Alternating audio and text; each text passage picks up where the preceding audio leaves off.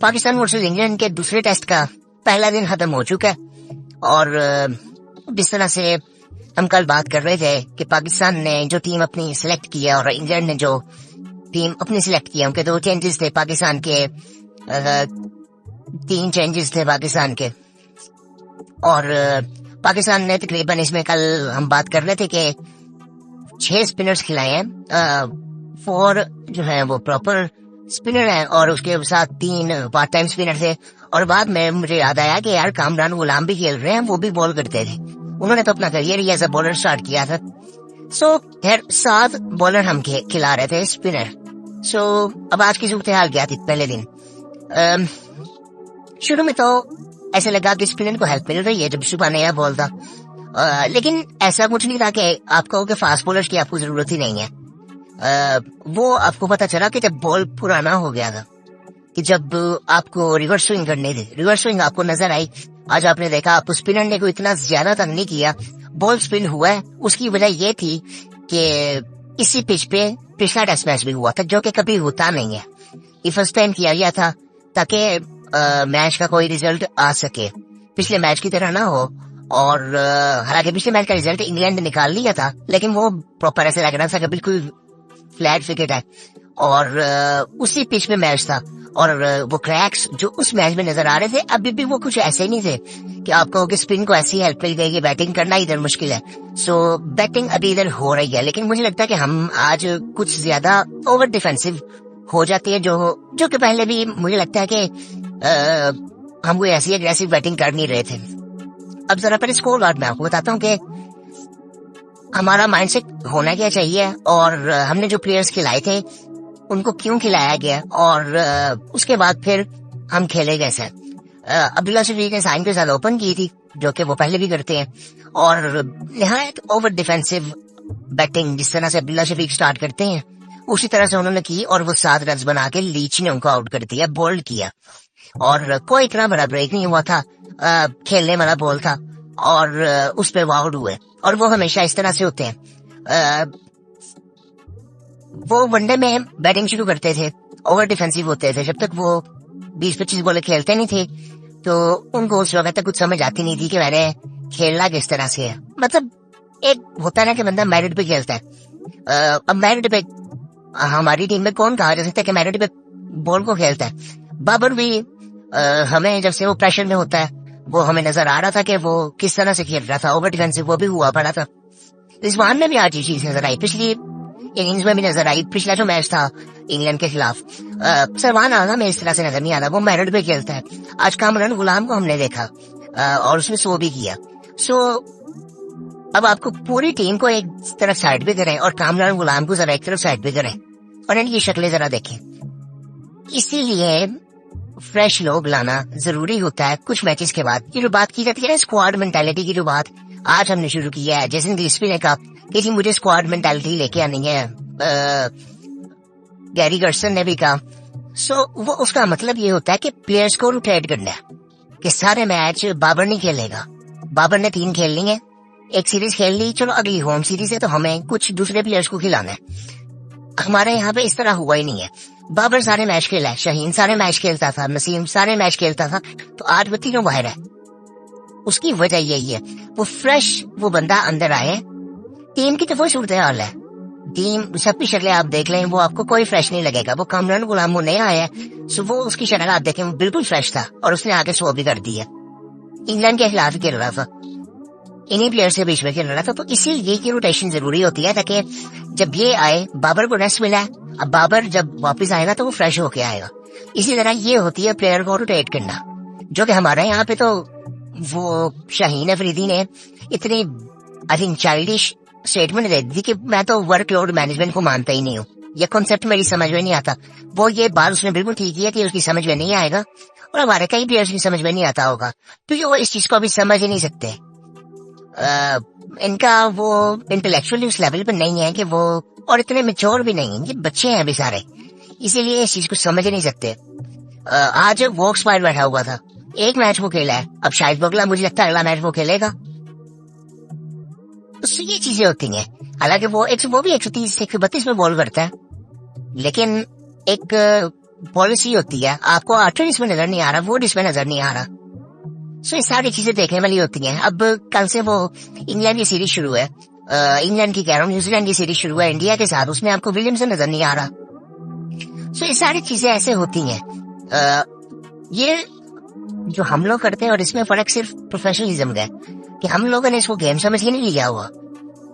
हमारे यहाँ पे एक लोता स्पोर्ट है, और पूरी जो अवाम है उसके पास देखने के लिए कुछ नहीं है। या तो वो न्यूज देखेगी, न्यूज में कुछ ऐसा है नहीं कि देखा जाए, तो वो क्रिकेट देखेगी, और फिर इनको भी गालियां देगी, और वो प्रेशर ब्रीथर बना रहता है, तो वो इमोशंस पूरी तरह से इधर रहते हैं। शुक्र इस चीज का मैं थोड़ा सा करता हूँ कि कुछ 4-5 लोग मैच में थे, आज क्राउड में थे, वरना जिस तरह पहले मैच में तो कोई नजर भी नहीं आया था। और शायद ये बात मेरे ख्याल से बेन स्टोक्स ने कह भी दी थी।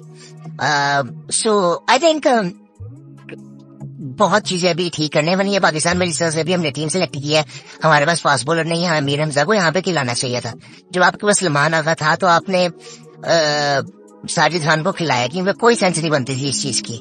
जितना वो बॉल करता है उतना वो भी कर लेगा।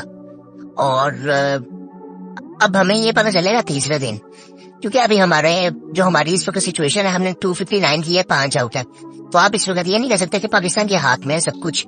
नहीं, कामरान गुलाम अभी 3-4 ओवर पहले आउट हुए, और वो अच्छा बना, 118 भी सेट थे, और शुएब बशीर ने उनको आउट किया। सो वो अगर खड़े होते तो हम किसी हद तक कह सकते थे कि यहाँ से बैटिंग शुरू करते, सलमान आगा कल आता, और कामरान भी इधर से कुछ 50 और करता, 200 हो सकता तो शायद वो भी करता। रिजवान शुरू में इतना स्ट्रगल कर रहा था, रिजवान को अंदर आता हुआ बॉल उसको पता ही नहीं चल रहा।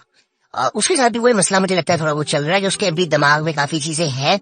अब वो थोड़ा सेटल लग रहा था, लेकिन शुरू में आई थिंक वो मुझे 2 मैचों से, पिछले मैच में भी, इवन बांग्लादेश में भी आई थिंक मुझे थोड़ा सा लगा था कि वो स्ट्रगल कर रहा है थोड़ा सा। खैर साइम अयूब ने 77 तो की है, बट हमें यहाँ पे ये देखना कि साइम अयूब को खिलाने का मकसद क्या था, टेस्ट मैचेस खिलाने का मकसद क्या था। मोहम्मद हफीज ने इसको डाला था टीम में, और सबका आई थिंक वो सही होगा इसमें, लेकिन उसका मकसद क्या था कि इसने आके दूसरी टीम पे प्रेशर डालना था कि यार आके अटैक करें, और दूसरी टीम प्रेशर में आए तो ये आके उनसे भी डिफेंसिव नहीं खेल के ये।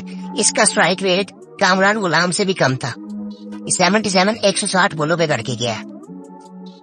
अब बहुत से लोग बात करेंगे अगर किसी स्पिन ट्रैक था, कोई इतना ज्यादा स्पिन नहीं हो रहा था। आप जब ये बैटिंग करने आएंगे ना, चलो कल हम आधा दिन बैटिंग कर लेंगे, शायद पूरा दिन भी कर ले बैटिंग। जब भी ये बैटिंग करने आएंगे आप ये देखेंगे वो किस तरह, उसी तरह से वो बैटिंग करेंगे। कोई इतना कुछ नहीं है ऐसा पिच में कि आपको, और हमें ना आज जो सीखने वाली चीजें है ना वो 2 है कि एक तो हमें रोटेशन करनी चाहिए प्लेयर्स की रेगुलरली, और इसको नॉर्मल करना पड़ेगा। हमें ये नहीं कि उसको बिठा रहे हैं, ये कर रहे हैं, वो इतना हवा बन जाता है, मीडिया पे इस तरह की बातें शुरू हो जाती है। पहली चीज ये, पता नहीं हमने सीखी है कि नहीं, लेकिन वो चीज नजर आई। और दूसरी चीज ये कि हमें पिचेस कैसे बनानी है। फिर भी अब ये जो आज पिच है ना, 250-260 होता था आज से 3-4 साल पहले वाले जो हम क्रिकेट खेलते थे, मोस्टली दुबई में जब हम खेलते थे। सो ऐसे मैचेस हम खेलते थे, और या ड्रॉ करते थे या जीतते भी थे उसमें। सो अब हमें यहाँ पे ये समझ आना चाहिए कि हमें ऐसी विकेटों पे मैचेस खेलने हैं, ताकि एटलीस्ट, क्योंकि हमारे पास अभी आप किसी तरह से भी नहीं कह सकते कि वो जो कहते हैं ना अनकन्वेंशनल और ऑर्थोडॉक्स बैट्समैन आपको मिले हो कि जी वो बिल्कुल ही आपको इंग्लैंड की तरह उड़ाना बॉल। इंग्लैंड ने कोई तबाही नहीं मचाई थी पहले मैच में, उन्होंने बिल्कुल रन बॉल, वो सिंगल डबल ले रहे थे। उन्होंने आई थिंक 1 ओवर मेडन किया था, खेला था बस। पाकिस्तान ने 150 ओवर किए और 1 ओवर मेडन किया। ये हैरानगी की बात है। उन्होंने छक्के भी कोई इतने खास नहीं मारे थे, पाकिस्तान के छक्के ज्यादा थे, फिर भी उन्होंने 850 मारा था आपको वैसे। सो हम लोग उस तरह से बैटिंग करते नहीं है, हमारा वो माइंडसेट नहीं है, हमें ये चीज सूट करती है। और ये जो पिछले कुछ सालों से बातचीत चल रही थी ना कि पाकिस्तानी जो बैट्समैन है ना वो स्पिनर को अच्छा नहीं खेलते, कि बाबर कुछ दफा आउट हो गया था स्पिनर के हाथ, तो अब्दुल्ला आउट हो गया था, तो हमने ये कहना शुरू कर दिया था। आज एक स्टैट उन्होंने दिखाया था कि पिछले 5 सालों में सबसे बेहतर हम लोग स्पिन को खेल रहे हैं। और ये मुझे समझ नहीं आई कि ये बातें शुरू भी क्यों हुई थी। ये तो कभी बात होनी नहीं चाहिए थी कि हम स्पिन को अच्छा नहीं खेलते, स्पिन को अच्छा खेलते नहीं थे। और वो जो स्पिनर थे उनको हमने बाहर बिठाया और पिचेस बनानी वैसी छोड़ दी। पाकिस्तान में तो पिचेस बननी वैसी चाहिए जो स्पिन को सपोर्ट करे, और ये यहाँ पे स्पिन को सपोर्ट करने का मतलब ये होता है अब इस पिच में जहाँ पे आप खेल रहे हो तो यहाँ पे आपको फास्ट बॉलर्स को हेल्प नहीं मिली, पिछले पिच आपने बिल्कुल बनाई थी बिल्कुल सीधी। असल में हम बनाना चाह रहे थे ऑस्ट्रेलिया की पिच, जो कि बहुत डिफिकल्ट है, वो इधर अभी बन ही नहीं सकती। उसकी वजह यह है कि हमारा क्लाइमेट कैसा है। इंडिया में आपको वैसी पिच नहीं मिलेगी, आपको बांग्लादेश में नहीं मिलती, आपको श्रीलंका में नहीं मिलती, जिनका क्लाइमेट हमारे जैसा है। सो हम पिचेस वैसी बना सकते हैं। सो क्लाइमेट का काफी इशू है। हम असल में पिच को उतना हार्ड कर नहीं सकते, हमारी मिट्टी वैसी नहीं है। लेकिन हम ब्रेक उसमें पिच में मतलब पिच वैसा बना सकते हैं कि वहां भी ब्रेक मिले। अब वो कैसी है कि पिच को थोड़ा सा थका हुआ बनाओ, कि जिस तरह से हमें शारजा में पिचेज मिलती थी, दुबई में मिलती थी, अबू धाबी में मिलती थी, इवन श्रीलंका में इस तरह की मिलती है, बांग्लादेश में मिलती है, इंडिया में कई जगहों वैसी पिचेज मिलती हैं कि जहाँ पे बॉल ब्रेक होता है ज्यादा। सो वो पिच अब आई थिंक ये समझ ये बात तो आई होगी इनको कि ये बनानी है और ये बनानी कैसे है। अब ये पिच आप अगर देखो तो आई थिंक ये 9 में 10वें दिन की पिच है और 6 दिन है कि जिसमें लगातार गेम हुआ है इस पे। अब मुझे नहीं पता वो कैसे सोच रहे हैं, और उन्होंने स्पिनर भी पूरे खिला दी है। इतना कुछ नहीं है, अब ये चौथे 5वें दिन ज्यादा तंग करेगी। मुझे अभी भी लगता है कि इंग्लैंड को वो अभी कोई ऐसी सिचुएशन में नहीं है कि यहाँ से वो मैच जीत सकते। उन्होंने 250 हमले की है, सो उन्होंने 5 आउट भी किए हैं। सो कुछ ऐसा नहीं हमने कर दिया, हमें 350 नहीं कर दिया कि उनके हाथ से मैच जा सकता है। अब कल आके हम कैसी बैटिंग करते हैं, कल हमें तकरीबन लंच टी तक बैटिंग करनी पड़ेगी। आखिरी सेशन में जाके हमें उनको बैटिंग देनी पड़ेगी, फिर जाके कुछ हाथ से बनता है।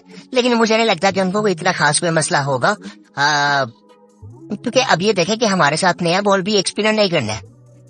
उन्होंने तो चलो ऑप्शन था उनके पास, उन्होंने फिर करवाया, हमारे पास ऑप्शन भी नहीं है। आमिर जमाल ने नया बॉल करना है, उसके साथ कोई दूसरा बॉलर करेगा, पता नहीं कौन करेगा, साजिद खान करेगा या नुमान अली करेगा। ये लगता है टकीट आएगा, जो उधर से साजिद खान कर सकता है मे बी।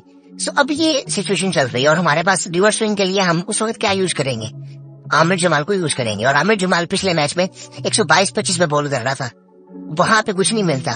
वो कार्ड्स आपको 140 पे बॉल करना था, 135 पे एवरेज बॉलिंग थी उसकी आज। उसके बाद वो जो आया था दूसरा पोर्ट्स, उसकी बॉलिंग चेक कर रहे हैं आप, वो 135-40 पे वो बॉल कर रहा था, इसीलिए उसको रिवर्स स्विंग मिल रहा था। उसके बाद 4-5 ओवर उसने किए हैं स्टोक्स ने, तो उसकी बॉलिंग में भी कुछ इम्पैक्ट नजर आ रहा था और उसका बॉल भी हिल रहा था। सो हमने फास्ट बॉलर्स खिलाई ही नहीं है। पता नहीं, मुझे नहीं समझ आती क्या हमने सोच के हम इस तरह के फैसले करते हैं। खैर अभी ये दूसरे तीसरे दिन पता चलेगा कि हम क्या करते हैं। एटलीस्ट कल हमें आई थिंक 350-400 तक तो हमें जाना चाहिए। वो भी मैं इस वजह से कह रहा हूँ, ये तो कम है बहुत, क्योंकि हमें पता कि उन्होंने पिछले मैच में क्या हाल किया था। सो एटलीस्ट 350-400 तक जाना चाहिए। यहाँ पे अब सलमान खड़ा हुआ है, रिजवान खड़ा है, सो इन दोनों को आई थिंक 100 तो करना है एटलीस्ट, ताकि हम 350-400 तक पहुंच सके। फिर नीचे आके कुछ ऐड जितना हो सकता है वो करें, और उसके बाद फिर हमें बहुत अच्छी बॉलिंग करनी पड़ेगी अगर मैच जीत रहा है हमने तो। यानी कि 20 आउट करने हैं हमने पहले तो, बस ये माइंडसेट होना चाहिए कि 20 आउट करने हैं। सो अभी फिलहाल कोई ऐसा मैच कह नहीं सकते कि पाकिस्तान के हाथ में है या इंग्लैंड के हाथ में है। 50-50 आज कहूंगा कि 5 आउट भी हुए हैं, 260 पाकिस्तान ने की है। सो एवरेज डे था। बड़े अरसे बाद वो फीलिंग आई है एक टेस्ट मैच वाली, वरना ओवरऑल नजर आ रहा था कि 300-325 हर टीम करती थी। इंडिया में मैचेस हो रहे हैं, पाकिस्तान में हो रहे हैं, सो 300-325 टीमें कर रही थी पहले दिन, और बाद में तीसरे चौथे दिन जाके कुछ चीजें होती थी पिच के थ्रू। लेकिन यहाँ पे अभी हमें कुछ ऐसा नजर मुझे ऐसा लग नहीं रहा। फिर वैसे यही तो बहुत, लेकिन आई थिंक ऐसे भी था कि बोरिंग मैच था, बहुत ज्यादा बोरिंग मैच था। और कामरान ने डेब्यू में भी शो कर लिया है।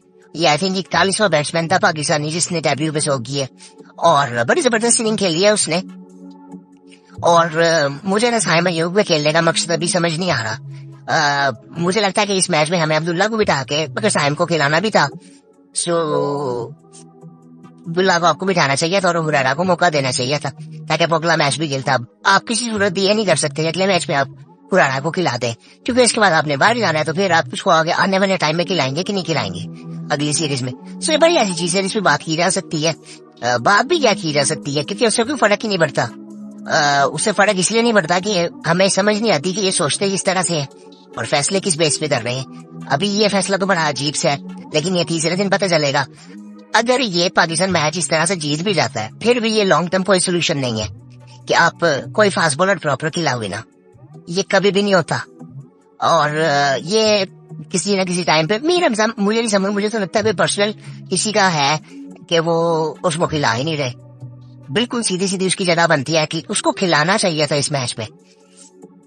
मैं तो समझता हूँ कि नसीम शाह भी हो सकता था, क्योंकि जिस तरह का पिच है और वो पिच पे इस तरह से बॉल मारता है, लेकिन अगर वो उसको रेस्ट में देना था तो अब मीर रमजा को आपको खिलाना चाहिए था साजिद खान की जगह पे। बाकी यार कल अब देखेंगे कल क्या सूरत हाल होती है। मुझे लगता है कि कोई इंग्लैंड को इतना खास मसला होगा नहीं, मुझे नहीं लगता। अगर पिच में कुछ ऐसा हो गया, और असल में हम लोग 2024 चल रहे हैं और हम लोग समझते हैं कि उनको बिल्कुल खेलनी नहीं आती होगी स्पिन, और ऐसा नहीं है। इनको रिवर्स स्विंग करना भी नहीं आता था, तो अब ये नए नए बॉलर ला रहे हैं तो ये आप ये देखें रिवर्स स्विंग कर रहे हैं। आज उन्होंने हिलने नहीं दिया पाकिस्तानी बैट्समैनों को, फास्ट बॉलर्स की बात कर रहा हूँ, उन्होंने हिलने नहीं दिया। और ये कार्ड्स का दूसरा मैच है, उसने हिलने नहीं दिया पाकिस्तान को। 10-11 ओवर किया उसने, तो उसने हिलने नहीं दिया पाकिस्तान को। सो ये चीजें देखने वाली हैं।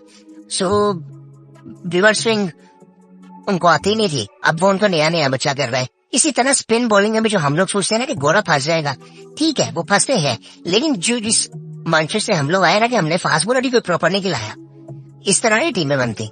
सो यार बाकी कल देखेंगे कल क्या सूरत हाल होती है। इंटरेस्टिंग मैच होगा तीसरे दिन के बाद, जब इंग्लैंड भी बैटिंग अपनी थोड़ी सी कर लेगा और ये वाला जो पहली इनिंग वाला कॉन्सेप्ट है वो खत्म होगा। फिर दूसरी इनिंग में मैच हो जाना है कि दूसरी इनिंग में कौन अच्छा खेलता है। इस तरह के पिचेस भी ऐसे ही होता है कि दूसरी इनिंग में कौन अच्छा खेलता है और पहले इनिंग में लीड किसने ली हुई है। सो अभी पाकिस्तान कल बैटिंग किस तरह से करता है, मुझे लगता है कि पाकिस्तान को आई थिंक 350-400 मिनिमम करना चाहिए, 400 मिनिमम करना चाहिए। फिर जाके कुछ और इससे भी ज्यादा हो सकता तो करें, क्योंकि वो बैटिंग बिल्कुल अच्छे स्ट्राइक रेट से करेंगे। और अगर वो सेट हुए तो जो कि चांस ऐसे लगते भी है कि वो सेट होंगे आके। और वो स्टोक्स उसका जो मूड मुझे इस वक्त लग रहा है ना, वो उसकी शक्ल पे लग रहा है कि वो तांगा है, और वो कह रहा है वो आपको पता है किस तरह के।